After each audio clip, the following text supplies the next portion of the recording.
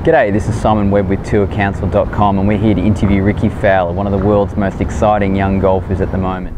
What other sports did you play competitively as a kid growing up? I grew up riding and racing dirt bikes, played a little bit of baseball, ran around on the soccer field for a year or two for fun, tried out, but I guess it was kind of mainly baseball up until I was about 10, and still ride and race dirt bikes a little bit, mainly just for fun, but that was something I kind of gave up and put in the back seat when I was about 15. At what age did golf become your primary focus? Well, it was always my dream since I was a little kid, since I was about 7, but I think where it kind of took the next step and where it was something that I really focused on was when I was about 12. I started to play across the U.S. and started to travel a little bit more and to you know, start to take my golf and tournament golf a little more seriously. And that's actually my next question. When did you start competing in golf tournaments? Started competing a few years prior to that, actually. I started, my first golf tournament was when I was 4 and a half, so I got a slight head start. It was actually my caddy Joe's parents that ran the local junior golf association. They had an age group of 5 to 7, and kind of had to beg and plead to let me play at 4 and a half. I got a trial run, passed with flying colors. I was well behaved and did my part, so I got to play some more. What was it that drew you into golf and made you want to practice for hours? I like the individual aspect of it. You know, there's you don't have anyone really to blame. You can't blame your clubs, even though everyone does. And it all comes down to yourself, your preparation, how you deal with nerves, your confidence, and really how you handle yourself on the golf course, whether it be, and then the amount of training you put in for what goes with preparation, making sure you're healthy. So it was more just the individual aspect of it. It was just me, my golf clubs, and trying to get the ball in the hole. Growing up and playing against so many other good amateur golfers, what do you believe separated you from them to reach your goal of playing on the PGA Tour?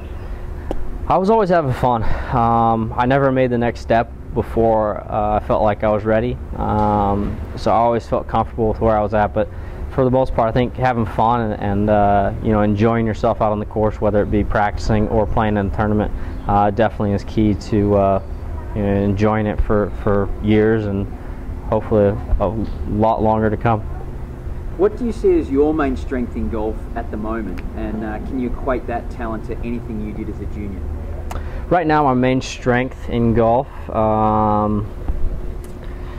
as of late, I'd have to say I've been driving the ball nicely, which is a good improvement from last year.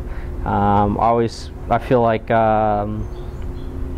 mentally I'm in a good spot.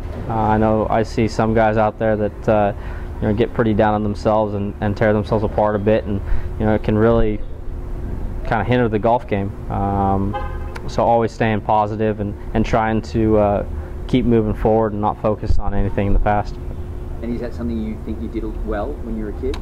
I think that was kind of, I had to learn it very quickly between my parents and my grandpa, who introduced me to the game. Didn't really allow misbehavior. If I were to ever break a club, my mom said, if you break it, I'm taking it. So I didn't want to be without a club, so I wanted all 14 there. So it was kind of, I wouldn't say really strict rules, but some kind of regulations that kept me in check and you know, made me the person I am today. What is your fondest memory of as a junior? Looking back, probably my fondest memories. I spent a lot of time with my mom on the road. She used to drive me to tournaments quite a bit. My dad would take me when he could, but the amount of time that I got to spend with my mom, I you know, obviously appreciate it. She gave me the opportunity to you know, make it to a lot of junior tournaments and get me there. Obviously before I was 16, I couldn't drive, so someone had to get me there, and I had to rely on mom. How old were you when you turned pro? I was 21, I believe. No, 20. I was 20, yeah. What was your biggest challenge going from amateur golf to professional golf? I think the biggest challenge from amateur golf to professional golf is the amount of golf you play and the amount of travel, which kind of narrows down the amount of free time you have. So then that kind of goes over into time management, when to work out, when to eat, when to sleep, when to practice, when to play. There's just a lot more going on. It's definitely a full-time job, and the better you can manage your time, the less stressful it is. How old were you when you got on the PGA Tour, and was it your first attempt? I was 20, so it was about, I guess, 3 months after I turned pro. Played 2 nationwide events and then 3 PGA Tour events. Almost got my card through making enough money. Went straight to 3rd stage and got my card first try. What was the best advice you received as a junior? Best advice was just probably just to keep doing what I was doing, and that was, you know, not try and change anything. Don't try and be anyone that you're not. And I think probably one of the biggest things is to keep having fun. So if you're having fun, it makes things a lot easier. If you had your time over again, what would you do differently?